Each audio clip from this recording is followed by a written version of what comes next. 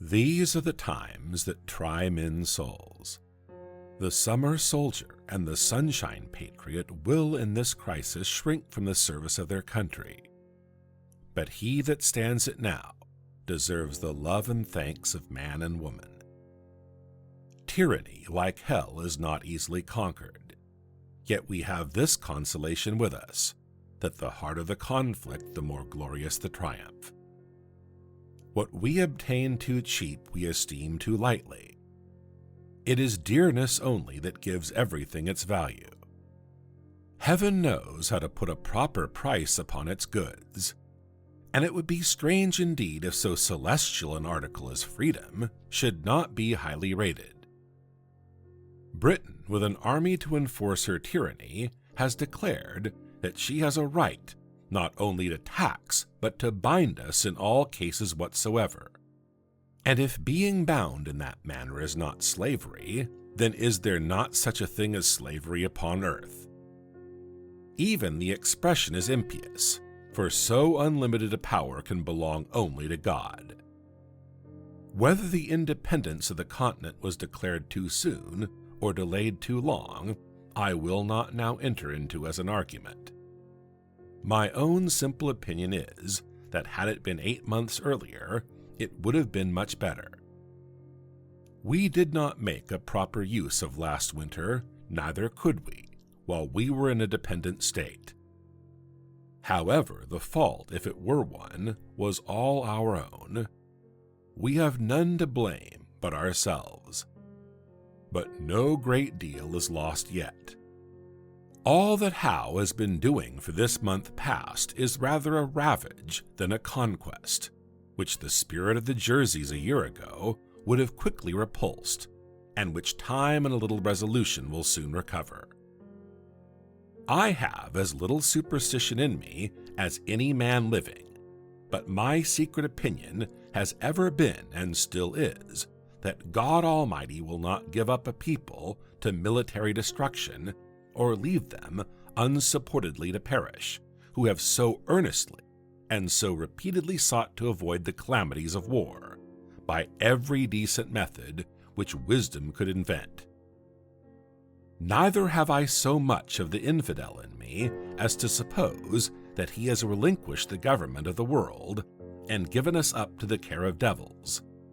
And as I do not, I cannot see on what grounds the King of Britain can look up to heaven for help against us. A common murderer, a highwayman, or a housebreaker has as good a pretense as he. 'Tis surprising to see how rapidly a panic will sometimes run through a country. All nations and ages have been subject to them. Britain has trembled like an ague at the report of a French fleet of flat-bottomed boats. And in the 14th century, the whole English army, after ravaging the kingdom of France, was driven back, like men petrified with fear. And this brave exploit was performed by a few broken forces collected and headed by a woman, Joan of Arc. Would that heaven might inspire some Jersey maid to spirit up her countrymen and save her fellow sufferers from ravage and ravishment. Yet panics in some cases have their uses. They produce as much good as hurt. Their duration is always short. The mind soon grows through them and acquires a firmer habit than before. But their peculiar advantage is that they are the touchstones of sincerity and hypocrisy, and bring things and men to light, which might otherwise have lain forever undiscovered. In fact, they have the same effect on secret traitors which an imaginary apparition would have upon a private murderer. They sift out the hidden thoughts of man and hold them up in public to the world. Many a disguised Tory has lately shown his head that shall penitentially solemnize with curses the day on which Howe arrived upon the Delaware. As I was with the troops at Fort Lee and marched with them to the edge of Pennsylvania, I am well acquainted with many circumstances which those who live at a distance know but little or nothing of. Our situation there was exceedingly cramped, the place being a narrow neck of land between the North River and the Hackensack. Our force was inconsiderable, being not 1/4 so great as Howe could bring against us. We had no army at hand to have relieved the garrison, had we shut ourselves up and stood on our defense. Our ammunition, light artillery, and the best part of our stores had been removed on the apprehension that Howe would endeavor to penetrate the Jerseys, in which case Fort Lee could be of no use to us. For it must occur to every thinking man, whether in the army or not, that these kind of field forts are only for temporary purposes, and last in use no longer than the enemy directs his force against the particular object which such forts are raised to defend. Such was our situation and condition at Fort Lee on the morning of the 20th of November, when an officer arrived with information that the enemy, with 200 boats, had landed about 7 miles above. Major General Greene, who commanded the garrison, immediately ordered them under arms and sent express to General Washington at the town of Hackensack, distant by the way of the ferry 6 miles. Our first object was to secure the bridge over the Hackensack, which laid up the river between the enemy and us, about 6 miles from us, and 3 from them.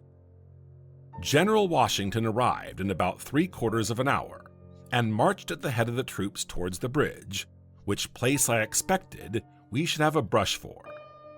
However, they did not choose to dispute it with us, and the greatest part of our troops went over the bridge, the rest over the ferry, except some which passed at a mill on a small creek, between the bridge and the ferry, and made their way through some marshy grounds up to the town of Hackensack, and there passed the river. We brought off as much baggage as the wagons could contain, the rest was lost. The simple object was to bring off the garrison and march them on till they could be strengthened by the Jersey or Pennsylvania militia, so as to be enabled to make a stand. We stayed 4 days at Newark, collected our outposts with some of the Jersey militia, and marched out twice to meet the enemy on being informed that they were advancing, though our numbers were greatly inferior to theirs. Howe, in my little opinion, committed a great error in generalship in not throwing a body of forces off from Staten Island through Amboy, by which means he might have seized all our stores at Brunswick, and intercepted our march into Pennsylvania. But if we believe the power of hell to be limited, we must likewise believe that their agents are under some providential control. I shall not now attempt to give all the particulars of our retreat to the Delaware. Suffice it for the present to say that both officers and men, though greatly harassed and fatigued, frequently without rest, covering, or provision, the inevitable consequences of a long retreat, bore it with a manly and martial spirit. All their wishes centered in one, which was that the country would turn out and help them to drive the enemy back. Voltaire has remarked that King William never appeared to full advantage, but in difficulties and inaction. The same remark may be made on General Washington, for the character fits him. There is a natural firmness in some minds which cannot be unlocked by trifles, but which when unlocked discovers a cabinet of fortitude.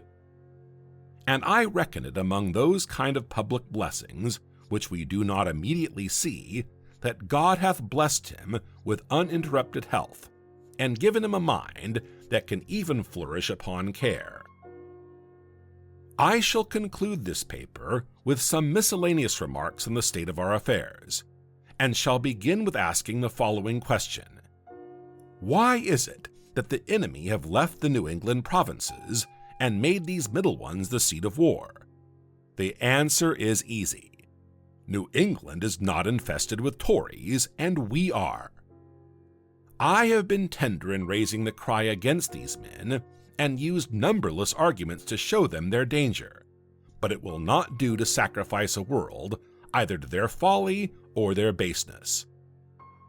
The period is now arrived in which either they or we must change our sentiments, or one or both must fall.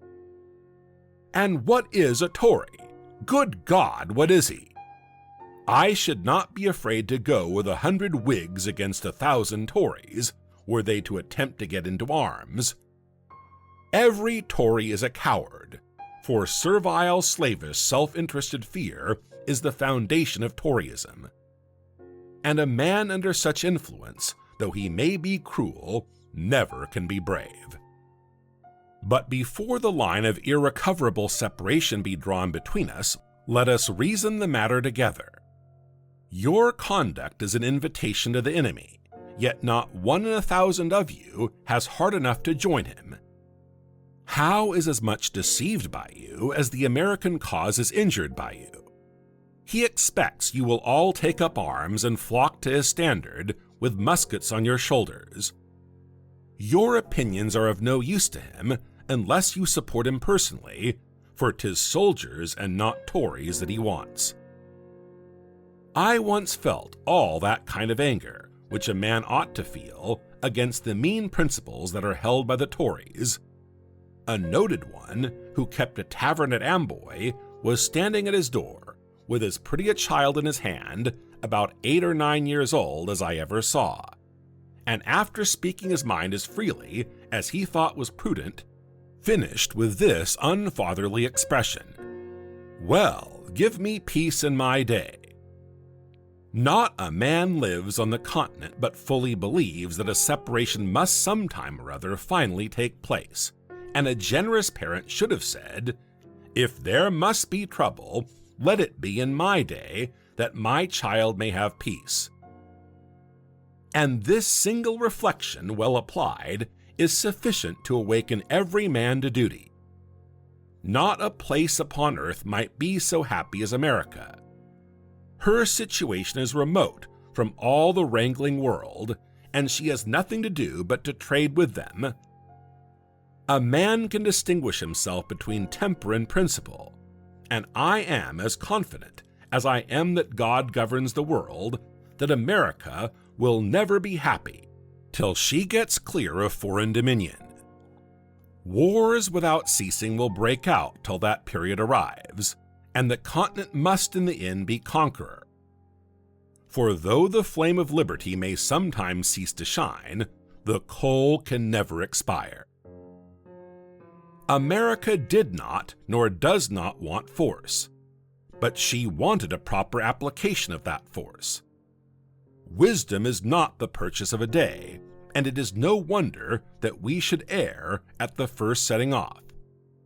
From an excess of tenderness we were unwilling to raise an army, and trusted our cause to the temporary defense of a well-meaning militia.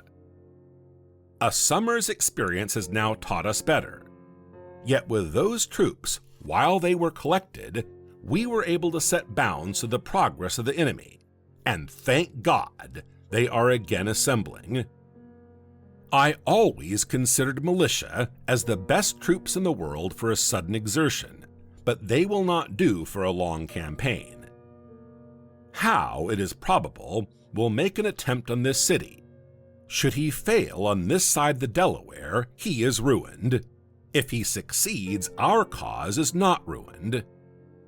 He stakes all on his side against a part on ours. Admitting he succeeds, the consequence will be that armies from both ends of the continent will march to assist their suffering friends in the Middle States. For he cannot go everywhere. It is impossible. I consider Howe as the greatest enemy the Tories have. He is bringing a war into their country, which, had it not been for him, and partly for themselves, they had been clear of. Should he now be expelled, I wish with all the devotion of a Christian that the names of Whig and Tory may never more be mentioned. But should the Tories give him encouragement to come, or assistance if he come, I as sincerely wish that our next year's arms may expel them from the continent, and the Congress appropriate their possessions to the relief of those who have suffered in well-doing. A single successful battle next year will settle the whole. America could carry on a 2 years' war by the confiscation of the property of disaffected persons and be made happy by their expulsion. Say not that this is revenge, call it rather the soft resentment of a suffering people, who having no object in view but the good of all, have staked their own all upon a seemingly doubtful event. Yet it is folly to argue against determined hardness. Eloquence may strike the ear, and the language of sorrow draw forth the tear of compassion, but nothing can reach the heart that is steeled with prejudice. Quitting this class of men, I turn with the warm ardor of a friend to those who have nobly stood, and are yet determined to stand the matter out. I call not upon a few, but upon all. Not on this state or that state, but on every state. Up and help us. Lay your shoulders to the wheel. Better have too much force than too little, when so great an object is at stake. Let it be told to the future world that in the depth of winter, when nothing but hope and virtue could survive, that the city and the country, alarmed at one common danger, came forth to meet and to repulse it. Say not that thousands are gone. Turn out your tens of thousands. Throw not the burden of the day upon Providence, but show your faith by your works, that God may bless you. It matters not where you live, or what rank of life you hold. The evil or the blessing will reach you all. The far and the near, the home counties and the back, the rich and the poor, will suffer or rejoice alike. The heart that feels not now is dead. The blood of his children will curse his cowardice, who shrinks back at a time when a little might have saved the whole, and made them happy. I love the man that can smile in trouble, that can gather strength from distress, and grow brave by reflection. 'Tis the business of little minds to shrink, but he whose heart is firm, and whose conscience approves his conduct, will pursue his principles unto death. My own line of reasoning is to myself as straight and clear as a ray of light. Not all the treasures of the world, so far as I believe, could have induced me to support an offensive war, for I think it murder. But if a thief breaks into my house, burns and destroys my property, and kills or threatens to kill me, or those that are in it, and to bind me, in all cases whatsoever, to his absolute will, am I to suffer it? What signifies it to me whether he who does it is a king or a common man, my countrymen or not my countrymen, whether it be done by an individual villain or an army of them? If we reason to the root of things, we shall find no difference. Neither can any just cause be assigned why we should punish in the one case and pardon in the other. Let them call me rebel and welcome, I feel no concern from it. But I should suffer the misery of devils were I to make a whore of my soul by swearing allegiance to one whose character is that of a sottish, stupid, stubborn, worthless, brutish man. I conceive likewise a horrid idea in receiving mercy from a being who at the last day shall be shrieking to the rocks and mountains to cover him, and fleeing with terror from the orphan, the widow, and the slain of America. There are cases which cannot be overdone by language, and this is one. There are persons, too, who see not the full extent of the evil which threatens them. They solace themselves with hopes that the enemy, if he succeed, will be merciful. It is the madness of folly to expect mercy from those who have refused to do justice, and even mercy, where conquest is the object, is only a trick of war. The cunning of the fox is as murderous as the violence of the wolf, and we ought to guard equally against both.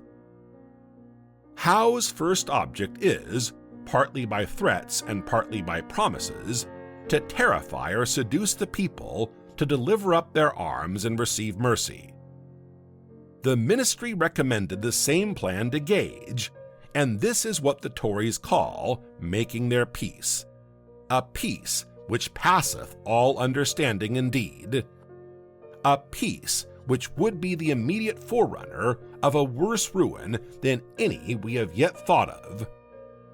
Ye men of Pennsylvania, do reason upon these things. Were the back counties to give up their arms, they would fall an easy prey to the Indians, who are all armed. This perhaps is what some Tories would not be sorry for. Were the home counties to deliver up their arms, they would be exposed to the resentment of the back counties, who would then have it in their power to chastise their defection at pleasure. And were any one state to give up its arms, that state must be garrisoned by all Howe's army of Britons and Hessians to preserve it from the anger of the rest. Mutual fear is the principal link in the chain of mutual love, and woe be to that state that breaks the compact. Howe is mercifully inviting you to barbarous destruction, and men must be either rogues or fools that will not see it. I dwell not upon the vapors of imagination.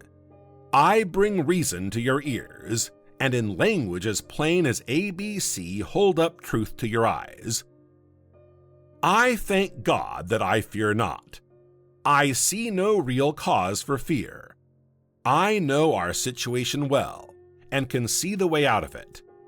While our army was collected, Howe dared not risk a battle, and it is no credit to him that he decamped from the White Plains and waited a mean opportunity to ravage the defenseless Jerseys. But it is great credit to us that with a handful of men we sustained an orderly retreat for near 100 miles, brought off our ammunition, all our field pieces, the greatest part of our stores, and had 4 rivers to pass. None can say that our retreat was precipitate, for we were near 3 weeks in performing it, that the country might have time to come in. Twice we marched back to meet the enemy, and remained out till dark. The sign of fear was not seen in our camp, and had not some of the cowardly and disaffected inhabitants spread false alarms through the country, the Jerseys had never been ravaged. Once more, we are again collected and collecting. Our new army at both ends of the continent is recruiting fast, and we shall be able to open the next campaign with 60,000 men, well armed and clothed. This is our situation, and who will may know it. By perseverance and fortitude, we have the prospect of a glorious issue. By cowardice and submission, the sad choice of a variety of evils: a ravaged country, a depopulated city, habitations without safety, and slavery without hope. Our homes turned into barracks and body houses for Hessians, and a future race to provide for, whose fathers we shall doubt of. Look on this picture and weep over it, and if there yet remains one thoughtless wretch who believes it not, let him suffer it unlamented.